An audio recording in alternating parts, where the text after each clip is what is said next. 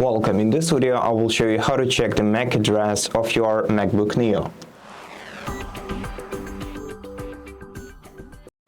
First of all, you're gonna have to navigate to the Apple logo in the top left corner of the screen and then select System Settings. Here in the System Settings, we're gonna have to select Wi-Fi on the sidebar, then scroll down the Wi-Fi settings until you reach the Advanced option at the bottom, then select it. And here in the Advanced menu, we'll be able to check the Wi-Fi MAC address. And that's the MAC address of your laptop.